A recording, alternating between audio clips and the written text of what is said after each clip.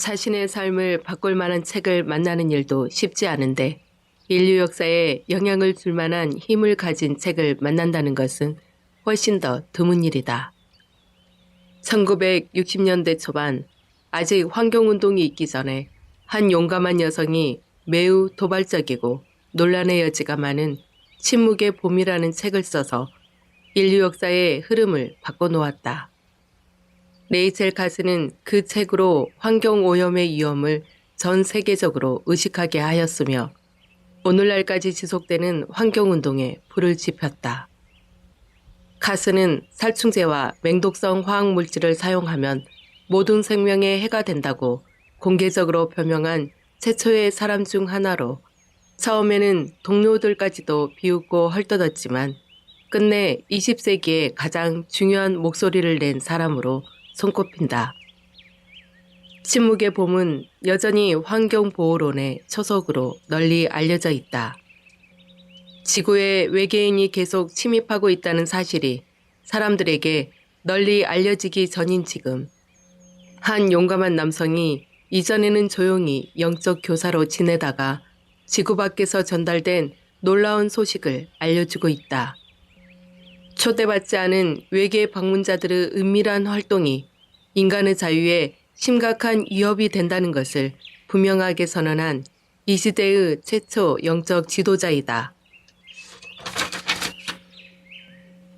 서머즈도 처음에는 카슨처럼 분명히 비웃음과 비난을 받겠지만 결국 외계 지적 생명체, 인류의 영성, 의식의 진화 분야에서 전 세계적으로 가장 중요한 목소리를 내는 사람들 중 한 사람으로 인정받게 될 것이다. 또한 인류의 동행자는 인류 종족의 미래를 지키는 중심축으로 자리 잡아 은밀한 외계인 침입의 심각한 도전에 우리를 깨울 뿐만 아니라 우리가 유례없는 저항과 자율권 운동을 할 수 있도록 불을 지펴줄 것이다. 비록 논란의 소지가 될 수 있는 이 자료의 출처가 어떤 사람에게는 문제가 될 수도 있겠지만 이 자료에서 보여주는 균형 잡힌 관점과 전달하는 절박한 메시지는 정말로 깊이 생각해보고 단호히 대응할 것을 우리에게 요구한다. 지금 UFO와 그에 따른 현상들이 점점 더 잦게 출현하는 것은 전적으로 자신들의 이익을 위해 지구의 자원을 착취하려는 외계 세력들이 아무 저항도 받지 않고 교묘하게 개입하는 징후를 단적으로 보여주는 것임을 우리 모두는 직시해야 할 것이다. 이런 혼란스럽고도 충격적인 주장에 우리는 어떻게 대응할 것인가? 카슨을 비방했던 사람들처럼 아예 무시할 것인가? 아니면 모른 체 할 것인가? 그렇지 않으면 여기서 무엇을 말하는지 들어보고 조사해 볼 것인가? 우리가 조사해보고 이해하는 쪽을 선택하면 최근 수십 년 동안 전 세계에 걸쳐 조사된 UFO 활동과 그 밖의 명백한 외계인 현상, 즉 외계인이 행한 납치나 이식, 동물 절단, 심지어 정신적 소유까지 많은 사실들을 알게 될 것이다. 이러한 조사 자료들은 동행자들의 상황 보고에서 이야기한 증거를 광범위하게 보여준다. 동행자들이 준 이 정보는 그동안 연구 조사자들이 계속되는 증거를 보고 신비롭기는 해도 어떻게 설명해야 할지 몰라 오랫동안 곤욕스러워했던 문제들을 실로 아주 명쾌하게 풀어준다. 이 문제를 조사해보고 동행자 보고가 이치에 맞을 뿐만 아니라 설득력이 있다는 것을 알았다면 우리는 어찌해야 하는가?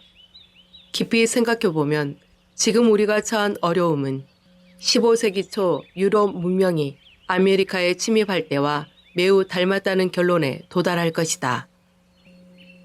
그때 원주민은 그들 땅에 온 방문 세력들의 복잡성과 위험을 이해하지도 못했고 그것에 적절히 대응하지도 못했다. 그때 방문자들은 대단한 과학기술을 보여주고 훨씬 진보된 문명의 생활 방식을 제공해준다고 하면서 신의 이름을 내걸고 왔다. 여기서 우리가 주목해야 할 것은 유럽 침략자들이 인간의 탈을 쓴 악마가 아니라 기회를 찾는 사람들이었을 뿐이라는 점이다. 다만 뜻하지 않게 엄청난 파멸의 발자취를 남겼을 뿐이다. 아메리카 원주민은 곧 그들의 기본 자유가 엄청나게 침해당했으며 아주 빠르게 대량으로 학살당했다. 여기서 요점은 이것이 인류 역사에서 비극의 상징일 뿐만 아니라 우리가 지금 처한 상황에 살아있는 교훈도 된다는 사실이다. 이번에는 우리 모두가 지구 원주민이다. 우리가 함께 모여 좀 더 창의적이고 통합된 대응을 하지 않으면 우리가 아메리카 원주민과 비슷한 운명을 겪을 것이다. 인류의 동행자에서 우리에게 일깨워 주는 것이 바로 이것이다. 또한 이 책은 삶을 변화시켜 줄 수 있다. 왜냐하면 이 책은 우리가 인류 역사의 큰 전환점인 이 시기에 사는 목적을 알게 하고 우리의 운명을 직접 대면할 수 있게 하는 내적 부름을 촉진하기 때문이다. 이때 우리가 가장 불편한 진실 앞에 서게 된다. 인류의 미래는 이 메시지에 어떻게 응답하느냐에 달려있다. 인류의 역사는 우리에게 경고하지만 두려움과 절망으로 몰고 가지 않는다. 오히려 가장 위험하고 어려운 상황에 큰 희망을 준다. 이 메시지는 인류에게 자유를 보존하도록 힘을 주고 외계인 개입에 개인적, 집단적으로 대응할 수 있도록 불을 지펴준다. 레이첼 카스는 그 당시 예언가처럼 우리는 아직 충분히 성숙하지 못하여 엄청나게 광활한 이 우주에서 우리가 티끌처럼 작은 부분이라는 것을 알지 못한다. 라고 꼭 집어서 우리가 당면한 위기에 대응하는데 어떤 어려움이 있는지 말했다. 분명히 우리는 오래전부터 우주에서 우리 위치와 큰 공동체의 삶을 새롭게 이해할 필요가 있었다. 다행히 인류의 동행자가 영적 가르침과 연습에 실제로 다가갈 수 있는 통로를 훌륭하게 마련해 주었다.